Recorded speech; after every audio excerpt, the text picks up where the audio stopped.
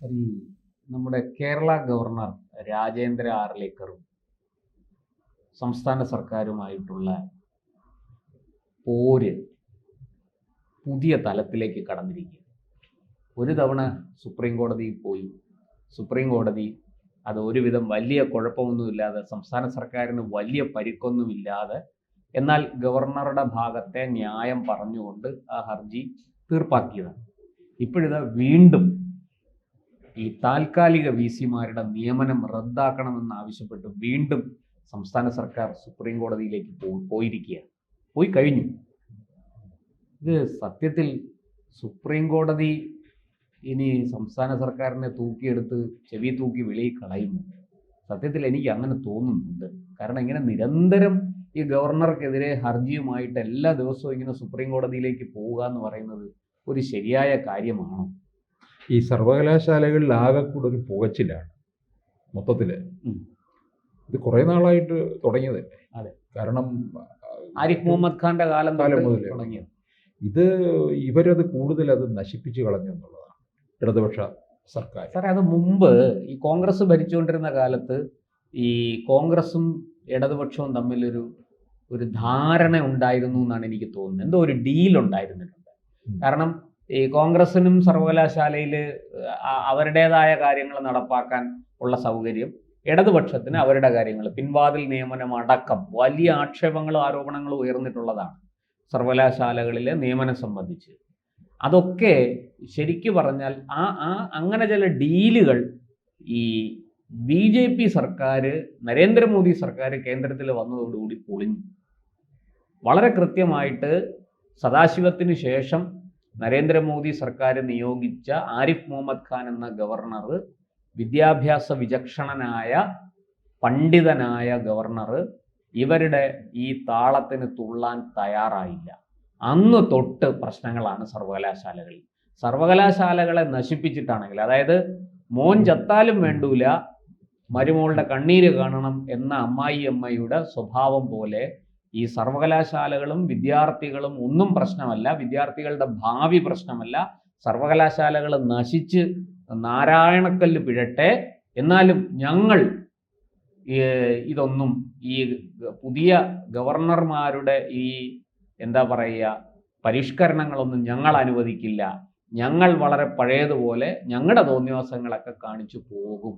ഇതല്ലേ സത്യത്തിൽ നടന്നുകൊണ്ടിരിക്കുന്നത്?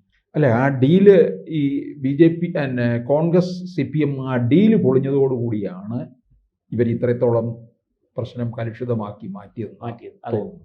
കാരണം VC-മാരെ ഇവർക്ക് വേണ്ട തരത്തിൽ തിരികെ കയറ്റാനായിട്ട് കഴിയുന്നില്ല. അതുപോലെ സർവകലാശാലകളുടെ ഭരണം മൊത്തത്തില് ഇവർക്ക് കിട്ടാതെ വരുമ്പോൾ കാര്യങ്ങൾ കാലാകാലങ്ങളായിട്ട് ഈ സിൻഡിക്കേറ്റ് അംഗങ്ങള് അങ്ങനെ അങ്ങ് ഭരിച്ചു മുടിപ്പിക്കുകയായിരുന്നു. VC-യെ വരട്ടി നിർത്തുക, രജിസ്ട്രാറെ വരട്ടി കയ്യിൽ വെക്കുക, എന്നിട്ട് അവർ പറയുന്നത് പോലെ അവരുടെ തിട്ടൂരങ്ങൾക്കനുസരിച്ച് VC-യും രജിസ്ട്രാറും ഒക്കെ പെരുമാറിക്കൊള്ളണം. ഇതായിരുന്നു സർവകലാശാലകളിൽ നടന്നുകൊണ്ടിരുന്നത്. അവർ അടക്കി ഭരിച്ചുകൊണ്ട് VC-യെ ഭരിക്കുകയായിരുന്നു. അതെ, അതിപ്പോ പൊളിഞ്ഞു. ആരിഫ് മുഹമ്മദ് ഖാൻ വന്നതോടുകൂടി അദ്ദേഹം കഴിവും പ്രാപ്തിയുമുള്ള ആൾക്കാരെ VC സ്ഥാനത്തേക്ക് നിയോഗിച്ചു. ആ VC-മാരെ സർക്കാരിനും ഇടത് സിൻഡിക്കേറ്റിനും ഒന്നും അംഗീകരിക്കാൻ വയ്യ. കാരണം ഇവരവിടെ വന്നാൽ ഈ സ്ഥാപനങ്ങൾ രക്ഷപ്പെടും. സാറേ, എനിക്ക് തോന്നുന്ന ഒരു വലിയ ഗൂഢാലോചന ഉണ്ടെന്നാണ് തോന്നുന്നത്. കേരളത്തിലെ പരമ്പരാഗതമായിട്ട് ഇത്രയും പഴക്കമുള്ള അനുഭവ സമ്പത്തുള്ള സർവകലാശാലകളെ മുഴുവനും നശിപ്പിക്കാൻ ഒരു നീക്കം നടക്കുന്നു. അത് സ്വകാര്യ സർവകലാശാലകൾക്ക് വേണ്ടിയിട്ടാണ് എന്നും കൂടി പറഞ്ഞാൽ തെറ്റില്ല. ഈ പരമ്പരാഗത സർവകലാശാല പോയിട്ട് ഈ സമീപകാലത്ത് വന്ന KTU ടെക്നിക്കൽ സർവകലാശാല, അതുപോലും നേരെ ചൊവ്വേ നടത്താൻ, അത് എനിക്ക് തോന്നുന്നു APJ-യുടെ ഒക്കെ ഒരു വലിയ അദ്ദേഹത്തിന്റെ പേരിലാണല്ലോ സാങ്കേതിക സർവകലാശാല, അതുപോലും ഇല്ലാതാക്കി കളഞ്ഞിരിക്കുകയാണ്. അവിടെയും പ്രശ്നങ്ങളാണ് ഉണ്ടാക്കിയിരിക്കുന്നത്. അപ്പൊ ഈ പറഞ്ഞതുപോലെ സ്വകാര്യ സർവകലാശാലയ്ക്ക് ഒന്ന് ഓർക്കണം, സ്വകാര്യ സർവകലാശാലയ്ക്ക് എതിര് സ്വാശ്രയ കോളേജുകൾക്ക് എതിര് നിന്നവരാണ്. അതിനുവേണ്ടി തെരുവുകളെ ചോരയിൽ മുക്കി സമരം നടത്തിയവരാണ്. പുഷ്പനെ അറിയുമോ? ഞങ്ങളുടെ പുഷ്പനെ അറിയുമോ? 5 പേരെ കുരുതി കൊടുത്തവരാണ്. 5 വിലപ്പെട്ട ജീവനുകൾ പിന്നെ സ്വാശ്രയ സമരത്തിന്റെ പേരിൽ കുരുതി കൊടുത്ത പാർട്ടിയാണ് ഇപ്പോൾ സ്വകാര്യ സർവകലാശാലയെ കൊണ്ടുവന്ന് അവർക്ക് തിത്തൈ തകതൈ പാടി ഈ നമ്മുടെ പരമ്പരാഗത സർവകലാശാലകളെ മുഴുവനും ഇല്ലാതാക്കാനായിട്ട് ഇതൊക്കെ ചെയ്തുകൊണ്ടിരിക്കുന്നത് എന്ന് ആരെങ്കിലും കരുതിയാൽ, പൊതുജനം അങ്ങനെ കരുതിയാൽ അവരെ കുറ്റം പറയാൻ പറ്റില്ല. ആ സർവകലാശാലയുടെ കാര്യങ്ങൾക്ക് വേണ്ടി ശ്രമിച്ച ടി പി ശ്രീനിവാസനെയാണ് കരണത്തടിച്ച് വീഴ്ത്തിയത് ഈ SFIയുടെ താന്തോന്നികൾ. അതാണ് ഈ ഉമ്മൻചാണ്ടി സർക്കാർ ഭരിച്ചുകൊണ്ടിരുന്നപ്പോഴാണ് ആ സംഭവം നടക്കുന്നത്. അന്ന് അതിനെക്കുറിച്ചൊരു ചർച്ചയാണ് വെച്ചത്. സ്വകാര്യ സർവകലാശാലകൾ വന്നാൽ എങ്ങനെ ഉണ്ടായിരിക്കും. ആ ചർച്ചയിൽ ടി പി ശ്രീനിവാസൻ എന്താണ് പറയുന്നതെന്ന് കേൾക്കാൻ പോലും നിൽക്കാതെ അതിലേക്ക് പങ്കെടുക്കാൻ വന്ന അദ്ദേഹത്തെ വഴിയിൽ തടഞ്ഞ് കാരണത്തടിച്ച്, അദ്ദേഹത്തിൻ്റെ ചെറുമകനാകാൻ പ്രായമുള്ള ഒരു ചെറുപ്പക്കാരൻ, ഒരു SFI പ്രവർത്തകനെ കൊണ്ട് അദ്ദേഹത്തിൻ്റെ കാരണത്തടിച്ച് വീഴ്ത്തുന്ന കാഴ്ചയാണ് നമ്മൾ കണ്ടത്. ഈ CPM-ലും അങ്ങനെയാണല്ലോ ചെയ്യിക്കുന്നത്. കൊച്ചുമക്കളെ കൊണ്ട് VS-ന്റെ കൊച്ചുമക്കളുടെ പ്രായമുള്ളവരല്ലേ അദ്ദേഹത്തിന് ക്യാപിറ്റൽ പണിഷ്മെന്റ് കൊടുക്കണം, അദ്ദേഹത്തിന് കല്ലെറിഞ്ഞു കൊല്ലണം എന്നൊക്കെ, പട്ടിക്ക് പട്ടിയെ കല്ലെറിഞ്ഞു കൊല്ലുന്നത് പോലെ അദ്ദേഹത്തിനെയും കല്ലെറിഞ്ഞു കൊല്ലണം എന്നൊക്കെ വാദിച്ചത്. അപ്പൊ അവരുടെ ഗവർണറുടെ നേരെയും ഈ SFIക്കാരെ അഴിച്ചുവിട്ടി സമീപ സമയത്ത്. അതെ, അത് ആരിഫ് മുഹമ്മദ് ഖാനെതിരെയും ആർലേക്കർക്കെതിരെയും രണ്ടുപേർക്കെതിരെയും SFIക്കാര് ഇറങ്ങി. പക്ഷെ ഈ ഇറങ്ങിയ SFIക്കാരെയൊന്നും ഇപ്പൊ കാണാനില്ല. അതും മറ്റൊരു അതിനിടയ്ക്ക് മുഖ്യമന്ത്രിയും ഗവർണറും തമ്മിൽ ഒരു കൂടിക്കാഴ്ച നടന്നില്ല. അതിനുശേഷമാണ് ഇപ്പൊ ഈ സ്വകാര്യ സർവകലാശാല ബില്ല് അടക്കം അവിടെ ഇരിക്കുകയാണ്. അത് ഒപ്പിടണം. അത് ഒപ്പിട്ടില്ലെങ്കിൽ പിന്നെ മറ്റു പലരോടും മറുപടി പറയേണ്ടി വരും സർക്കാരിന്.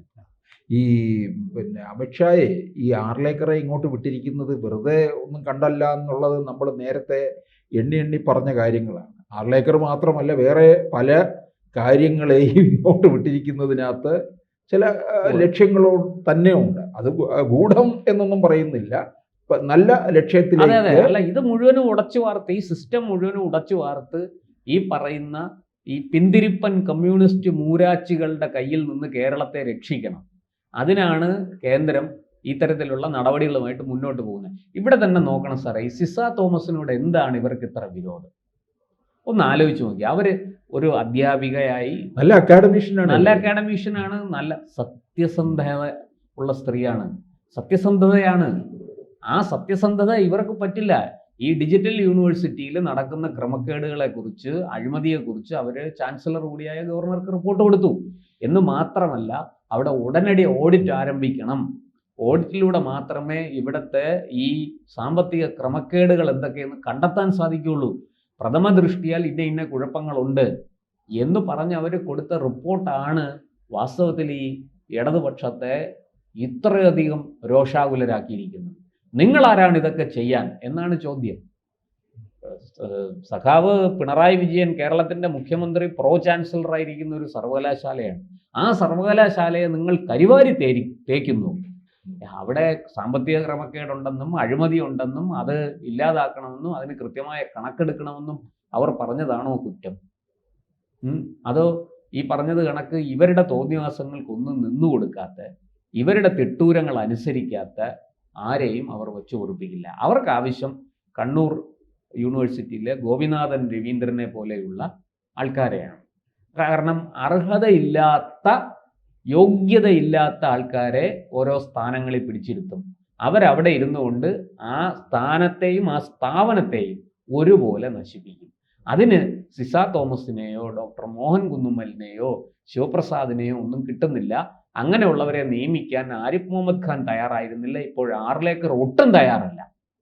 ആരിഫ് മുഹമ്മദ് ഖാൻ പിന്നെ എന്തെങ്കിലുമൊക്കെ വിട്ടുവീഴ്ച ചെയ്തിരുന്നു, പക്ഷെ ആർലേക്കർ ഒട്ടും തന്നെ വിട്ടുവീഴ്ച ചെയ്യുന്നില്ല.